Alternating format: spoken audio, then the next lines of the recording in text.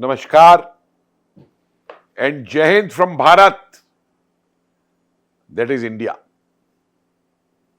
Today, I speak to the international audience.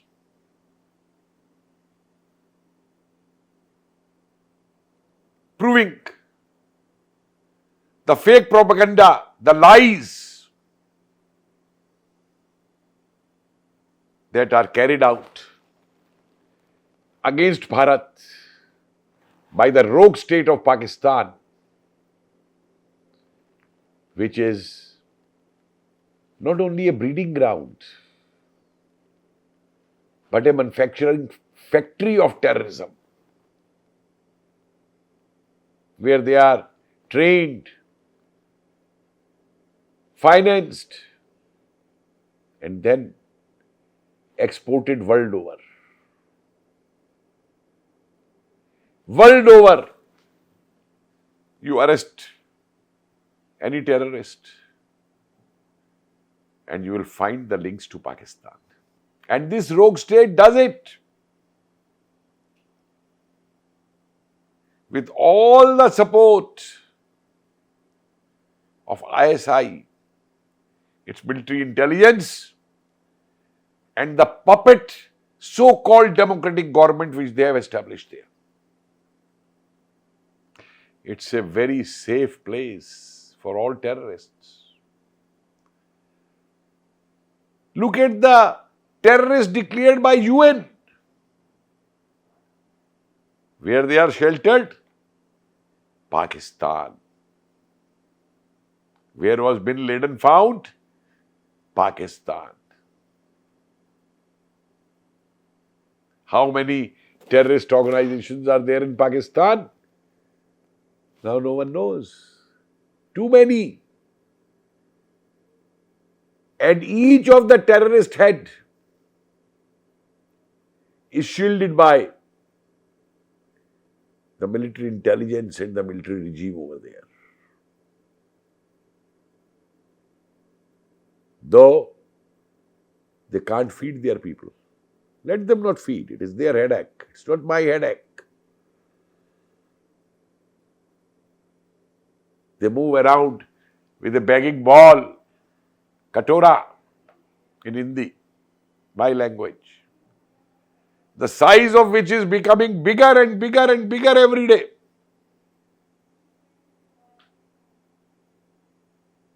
World over they move with it. And where do these funds go? If someone gives them something as a beggar to them, the funds don't go for the welfare of the people. The funds go for training terrorists and to give their army all the benefits. This is the definition of a rogue state. These are the symptoms of a rogue state.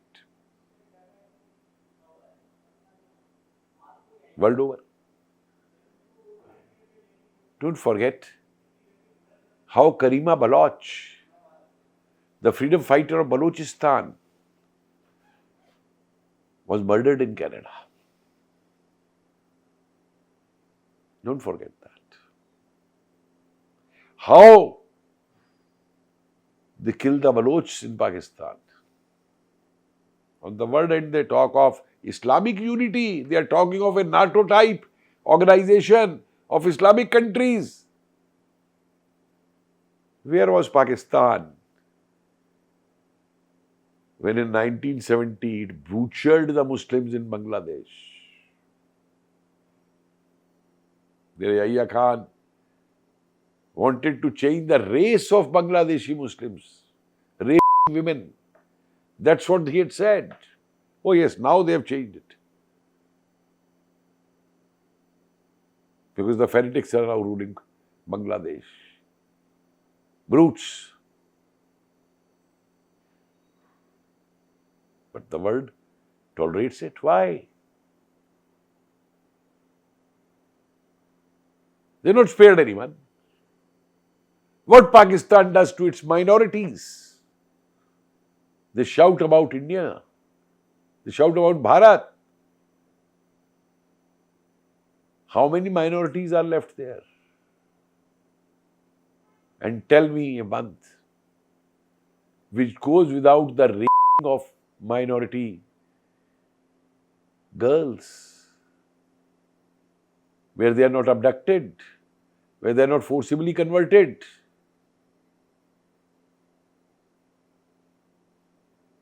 But it talks of minorities.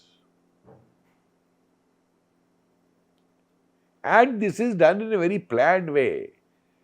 One will not say it is the wrongs in Pakistan. One will not say it is accidental. This is their pre-planned, determined policy. They have chalked out their policy. They know very well they can't defeat India in a war. 47, 65, 71, then Kargil. That proved it. And there are some foolish, internationally and domestically also in Bharat, who say, talk to Pakistan. Don't they know the history of talks since 1947? Which talk Pakistan has honored? They attacked in 65. An agreement was reached in Run of Kutch. And within a few months, they attacked Kashmir. Repeated it in 70, 71. And the biggest gesture India gave was in the Shimla Agreement, where more than 90,000 of their soldiers, the biggest surrender in the world war, in the world of an army, were returned back to Pakistan unconditionally.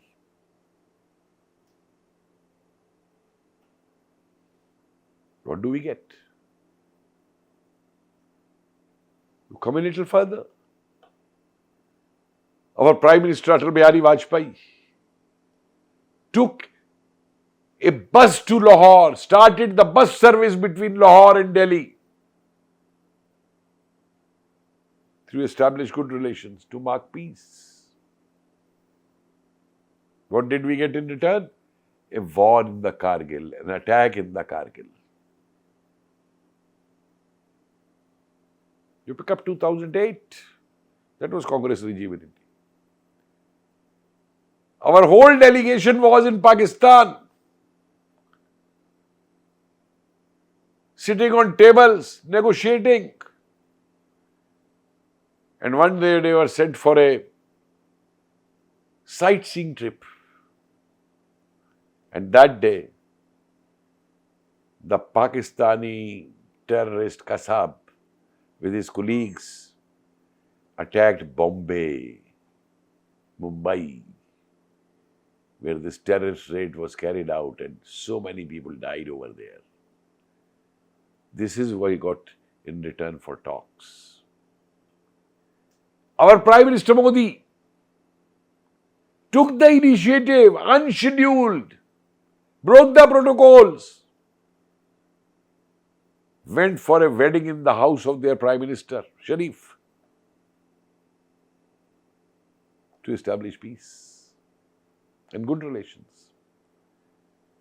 And what did we get? We get a terrorist attack on Pathankot. They wanted proof. We still showed them. We called them to see. What do they do? Every time, any initiative of peace, negotiations that has come from India, from Bharat, they've never honored it. Because that is not their psyche. Fanaticism, brute actions, terrorism is ingrained in their mind. And when our forces kill these terrorists sent by them. These Pakistani ones I see on the channel smile, laugh. And I asked them, there is a very popular Indian song. The English meaning of that is, the way you are smiling, it appears you are hiding some sadness. But I asked them, the way you are smiling, are you celebrating the departure of your terrorists to meet the 72 hoors, beauties in Jannat and be served by them? Or you are trying to hide by your smiles the failure of your terrorists because we shot them back. They don't realize that the Bharatiya army and the Bharatiya government is not that of 20 years back, 30 years back, 40 years back. Today we are very clear. We will not shoot. But if you fire one bullet, you will get 10 bullets. If you fire mortar, you will be answered by heavy guns. Because you only understand that language. You understand the language of surgical strike. You understand the language of Balakot, which we did. You are a rogue state. And the world must realize this. What a state Pakistan is. But they won't.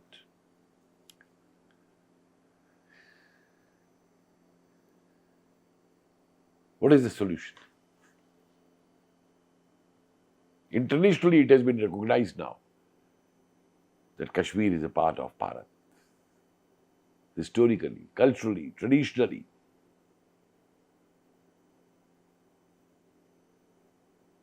Pakistan can't take it. On the contrary, the Pak-occupied Kashmir is also integral part of Bharat.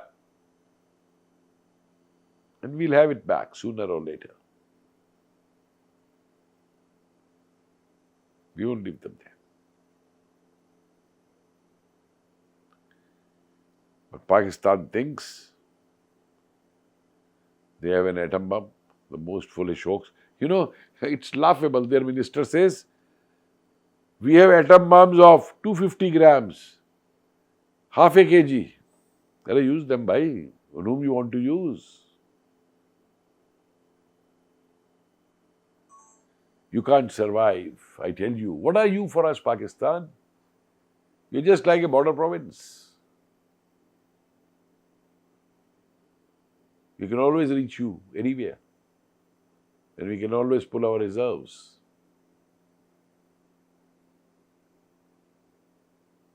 So don't try. Don't try. You'll get the same reply if you try. Yes, there are some traitors here. I have no hesitation in accepting that the way Pakistan specializes in producing terrorists, we do have specialized producing traitors. There are people who are ready to give anything, everything to fight terrorism. And the world knows one aspect. Terrorism can't be easily fought because if two terrorists just jump out from a house, shoot and then disappear. And in spite of that, our armed forces have done a tremendous job and will continue to do much better job now against terrorism. These human rights wallahs, they should not be killed. Arey, if you are like that, go and negotiate with them, na. Move in front of the army and negotiate with them. You people maintain the double standards, triple standards. Let the whole world know that the Bharatiya army, the Indian army, every time they surround these terrorists sent by Pakistan, trained by Pakistan, the first thing done is to make announcements. Surrender. We are not killers. We are known for it. We are not killers. And when to this appeal on loudspeakers, what we get back, what our forces get back, is heavy firing by terrorists. So we should welcome them. We should worship them. We have to eliminate them. We can't afford our soldiers to give their lives in the hope that these crooked, wicked, fanatic, brute terrorists will surrender.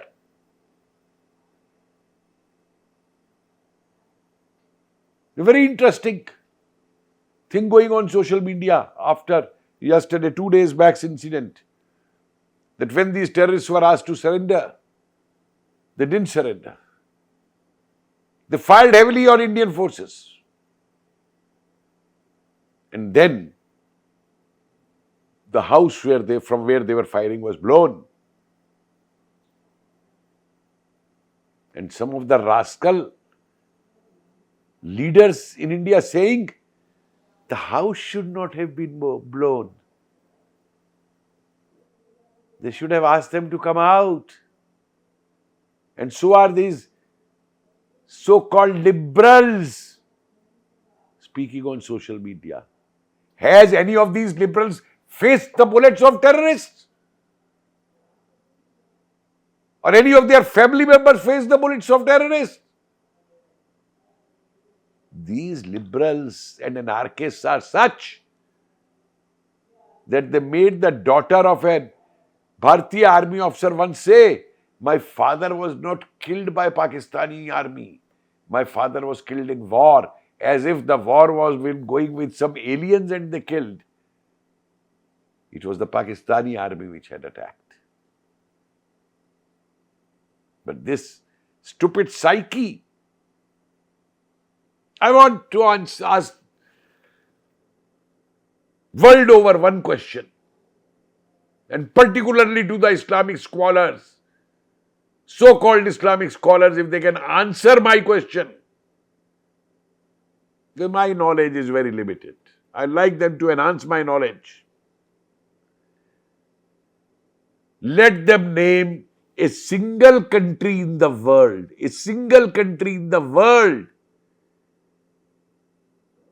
where the so-called religion of peace did not invade with swords, killed people and converted people under the threat of sword.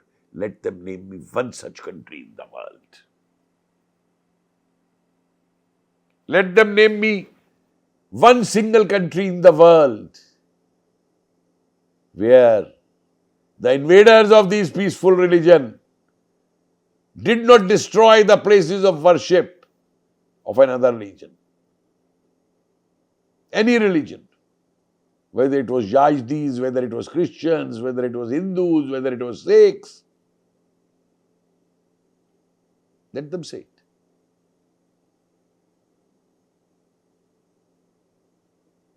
And the way they do it now to the minorities, what to say?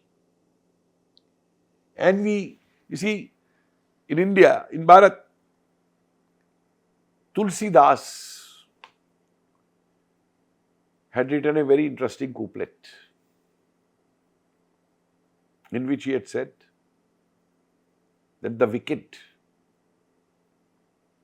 may come in the company of very, very, humble people, nice people, but his wickedness never goes. And we have certain such leaders in Bharat. Look at this. Mehbooba Mufti. keep shouting every second day, talk to Pakistan, talk to Pakistan. And the world says, oh, Indian Kashmir leader is shouting, talk to Pakistan, look what is happening in India. Same way, Farooq Abdullah, who doesn't even know what to say. Today he says something, tomorrow he says something. One day he will say, Kashmir is an integral part of Bharat. And then he will say, talk to Pakistan. Talk to Pakistan on what? The POK is a part of India. We have to take it back. And it's going to be back with us. The people of POK only will bring it back to us because they have seen what Kashmir is under Bharat and what they are under Pakistan.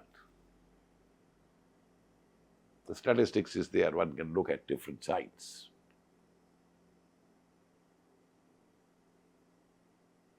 And this Farooq Abdullah also, terrorists should not be killed. Oh, they should be arrested only so that you can release them. That you have been releasing them under your own governments to commit terrorism again on the people. Where were you, Mr. Farooq Abdullah?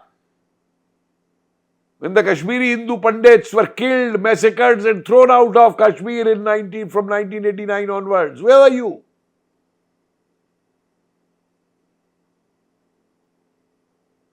You people supported that.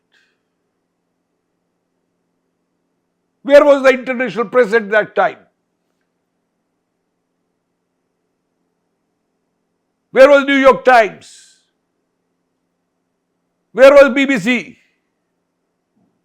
The London Guardian? There they were blind. Their computers had got sealed. They couldn't write a story on that. And Mehbooba Mufti, we know very well that how the kidnapping of your sister was faked when your father was the Home Minister of Bharat. And hardcore terrorists were left out of prison who after that killed many. We are aware of that.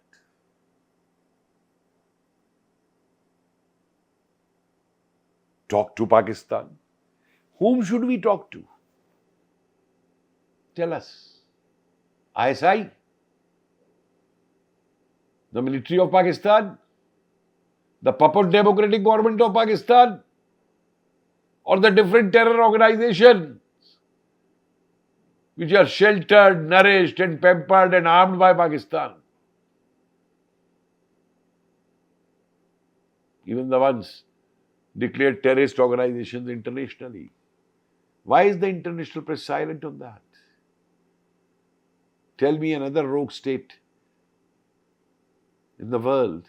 Of course, Canada is following the lines of Pakistan now under that Trudeau, the terrorist prime minister. But what is there? Whom do we talk to? Whenever we have talked, historically, since 1947, since the creation of this rogue Islamic state of fanatics by the British, in league with the fanatic Jinnah and Liaquat Ali, we have talked. And we've seen the results. What do you get back? For a peace travel by bus of our Prime Minister to Lahore, we get a Kargil attack. By releasing their more than 90,000 prisoners unconditionally, we again get abuses, we again get attacks. Our Prime Minister pays, breaking all protocols, a visit to Lahore to wish on the marriage in the Pakistan PM's family. And what do we get? We get a Pathankot terror attack after 2 months. When the Bombay attacks were made by terrorists, Qassam and all. Even in 2008 when there was a Congress government. Our top secretarial level delegation was sitting in Pakistan, talking to them. You can't talk to rogues. These rogues understand only one language, and that is the language of surgical strike, that is the language of Balkot. And we will not hesitate again. So Mr. Farooq Abdullah and Mehbooba Mufti, stop talking this nonsense of talk to Pakistan. We don't talk to a rogue state. And we won't. This is not the Congress regime today in Bharat, where you will have talks with separatist, Hurriyat people, or you will make Yasin Malik the terrorist, a negotiating person to talk with, provide him with security and everything. This is the new Bharat of today, new India of today.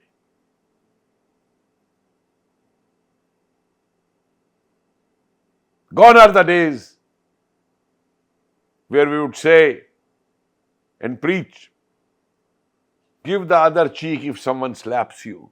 No, sorry. Gone are the days now that we will wait for someone to hit at our cheek and so we hit back. No. Today, these rogue states should know, both, even Pakistan and even Canada, that we are strong enough that if you try to lift your hand towards Bharat, before you could lift the hand, we'll cut your hand. We wouldn't attack you. But if you try to lift the hand, we'll cut it out. For thousands of years, we have talked of let all religions flourish, let all people flourish. The world is a family. Even today, our Prime Minister is trying to give that message once again to the world. But you rogues must understand that we know how to defend our integrity also, how to defend our constitution also, how to defend our religion also.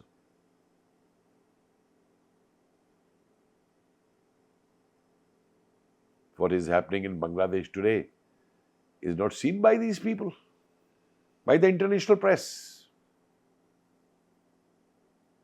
The double standards international press maintains.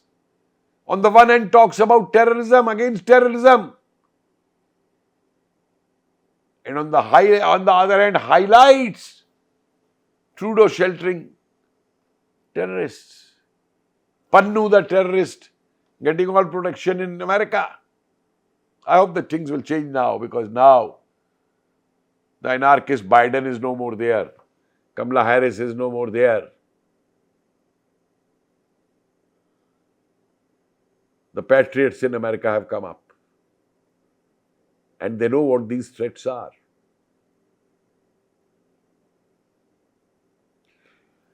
Since so many years I have been saying, it is not Ghazwa Hind, it is not the India that these people want to conquer. But they want to conquer Europe, they want to conquer England, they want to conquer Canada, they want to conquer America.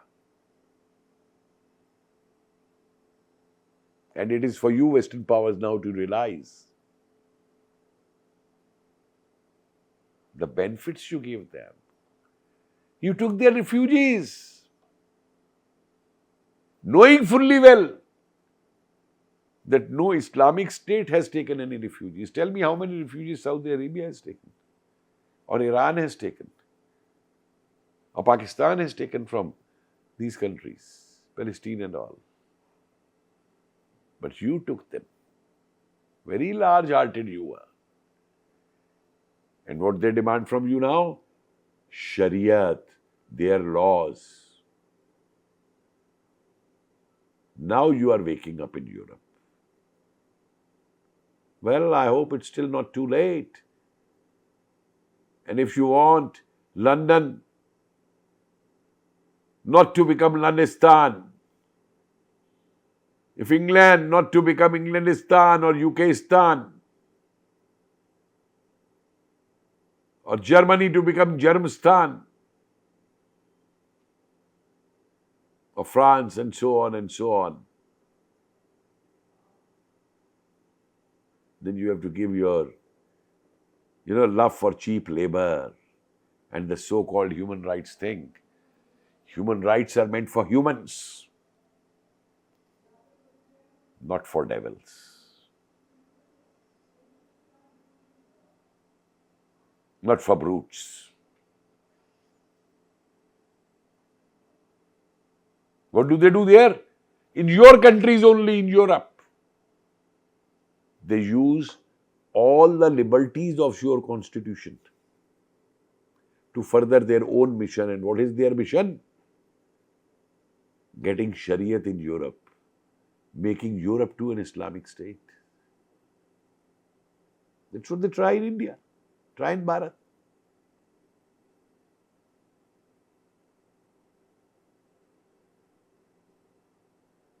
So you have to be aware of this.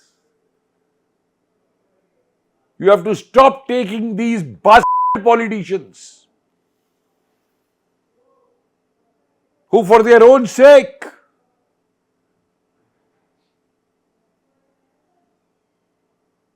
for their own benefits, for their own power, for their own money, shout internationally on Kashmir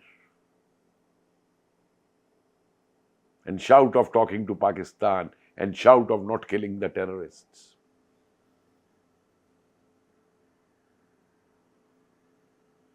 Please try to profile them in terms of economic status. What was this Farooq Abdullah family? Sheikh Abdullah was a school teacher. And how much the wealth they have today? What was Mufti? Mahbooba Mufti's family. How much wealth they have today? From where?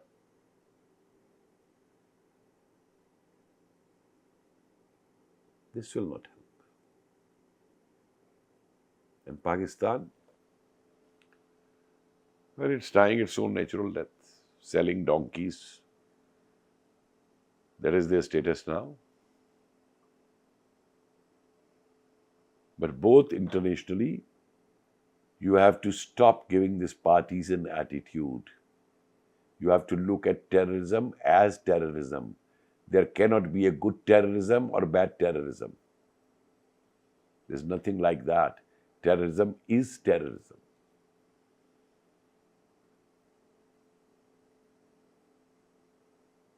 Look at Hamas. Look at Hezbollah. Look at Houthi. What they are doing to wipe out a state. Doesn't the Israelis have a right to have their state? And I laugh at it interestingly. 2 states were created on the basis of religion by the British after the Second World War. One was Pakistan and one was Israel. So these fanatic Islamists welcome Pakistan creation by the British. But then why do you oppose the creation of Israel?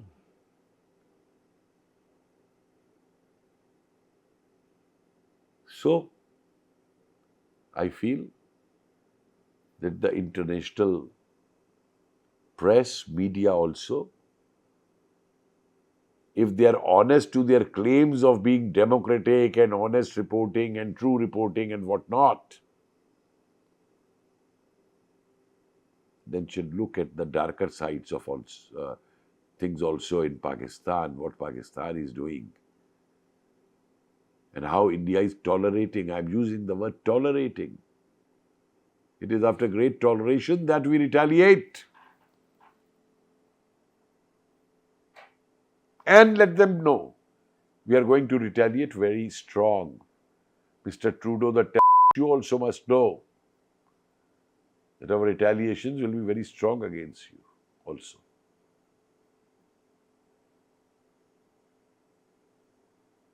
And I hope the way Mehbooba Mufti has been taught a lesson by the people of Kashmir in the recent elections an eyesore in the eyes of Pakistan, who after that increased the number of terrorists being sent and trained.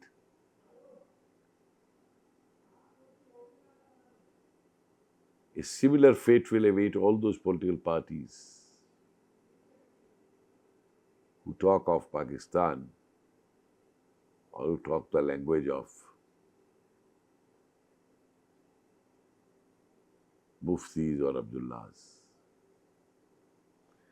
Jai Hind.